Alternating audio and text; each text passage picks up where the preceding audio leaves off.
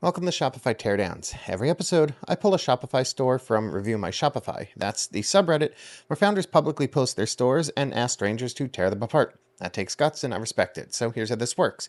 I select a store completely at random. No cherry picking, no soft targets. Whatever store I land on, I typically just take the newest one, and that's our teardown. I open the site like a real first-time visitor, and I've never seen this before. I'm coming in fresh, and after my review, I give that founder the one thing that I'd recommend that they work on today if they were my client. No hype, no hacks, no quick tip, garbage, just honest suggestions that I would give to my own clients. So let's dig in.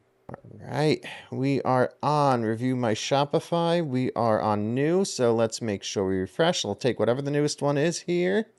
All right, please review my store, mydiamondchannel.com. And I do want to make a disclaimer here right off the bat. This is not a full store audit. This is literally just a first impression view. So right away, I do know immediately that this is a diamond store. So they sell jewelry. I have some videos up top, some pretty decent mega menu drop downs. I can easily find my search, my sign in. This is a pretty good hero section. This quick shop is a little bit visually overstimulating. Things are a little bit close together. No image really stands out on its own. They all blend together. This is a little bit cleaner, much nicer presentation, best sellers rather than this quick shop. The stud everyone is talking about. So real video reviews from customers. Single stud close-up, featured collection, new selling. So here's something that I've noticed as I've scrolled through this page. It looks like every single item on this store is for sale, or on sale, rather.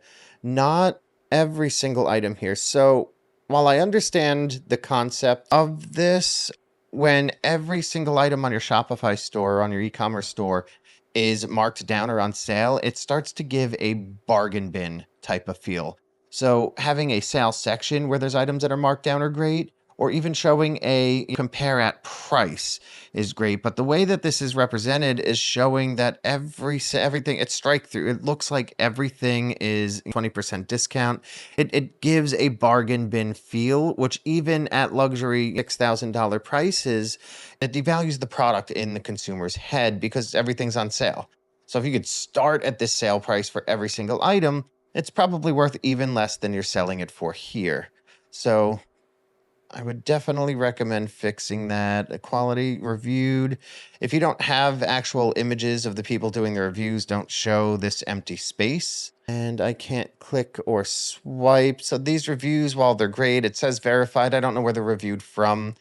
Putting something in place like Trustpilot or Judge Me or Google Reviews even would be a really great starting point so that people can go and see all the different reviews, not some cherry-picked ones that are on the site that you can't even scroll through, at least in a desktop experience. Claim your offer. This is pretty clean. And I would say up top, I do like this. Who are you shopping for? Myself, someone special.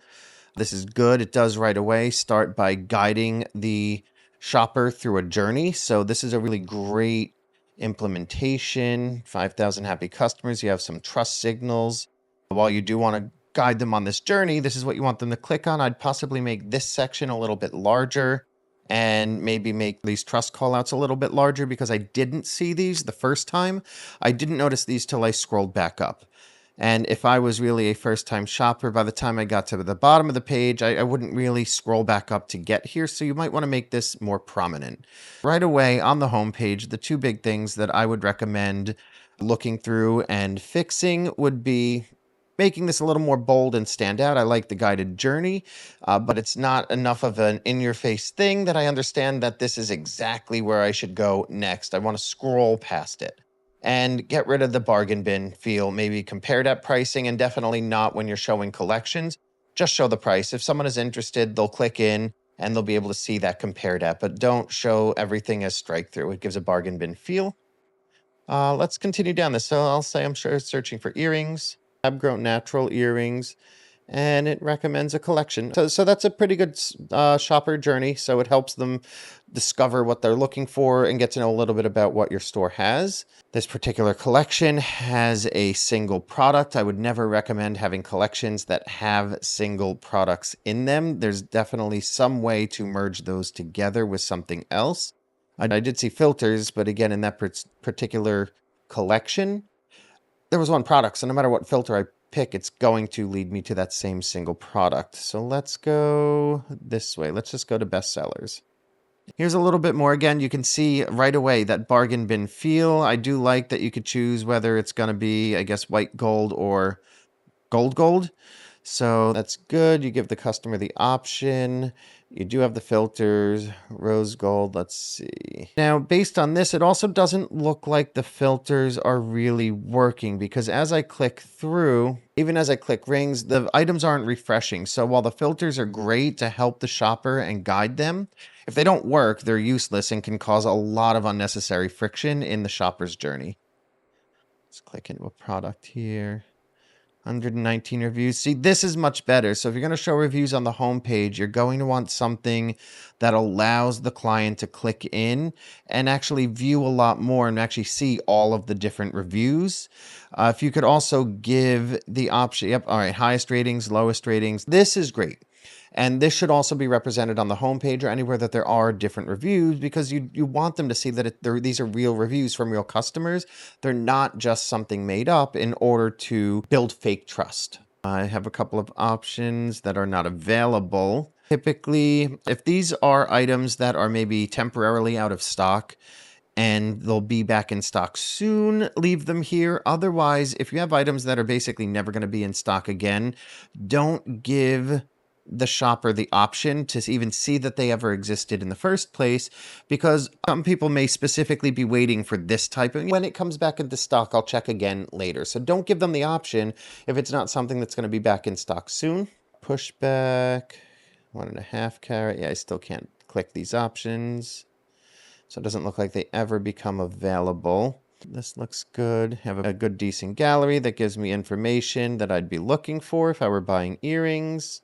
I can add to cart. Some good trust signals here. Good information about the color, clarity, shape, the setting, shipping and returns. So you are giving them some. So these don't actually open here. Now I'm using a browser called Brave. It's based on Chrome. But typically, if there's any sort of Java issue, it would work on Chrome, and Safari or Firefox would be the issue. But the fact that these aren't opening on a desktop Chrome-based browser, you might want to look at that. The comparison is great. It does let them see that they can get the item for cheaper from you, which is good, which is what I understand you're trying to do up here. However, because every item is set like this, it just, again, it gives that bargain bin feel. So maybe present this price as a compare at price, or competitors sell at this much. Just something to distinguish that it's not that you normally sell it at $350 and you're giving them a discount. Again, the reviews down here is great, and you may also like, so this is pretty good. It's a pretty solid product detail page. And let's add to cart. Cart drawer, bigger cart, bigger savings. Not bad messaging. The ad should probably stick out of the color a little bit. This is a new color. I don't think I've seen this color. I guess it's the same as up here. I guess it's the same. It's slightly darker. Make sure that your colors, your branding is going to match across the store. I see a lighter blue down here, and just make sure that any text, especially on an action item like an add to cart button, you want to make sure that this is what you want them to do. You want them to click here, so don't make it hard to see. Mother's Day, congrats, you've unlocked free shipping. That's great. So I'm assuming there's a free shipping calculator, although I didn't see any notes about free shipping and returns on all orders. So there's no real breakpoint for where I get to free shipping. So I guess having this is good. But this is more something you would want to put in place when you want to spend X dollars to unlock free shipping, because that gives an incentive to increase the average order value and to add more items to your cart to increase that average order value.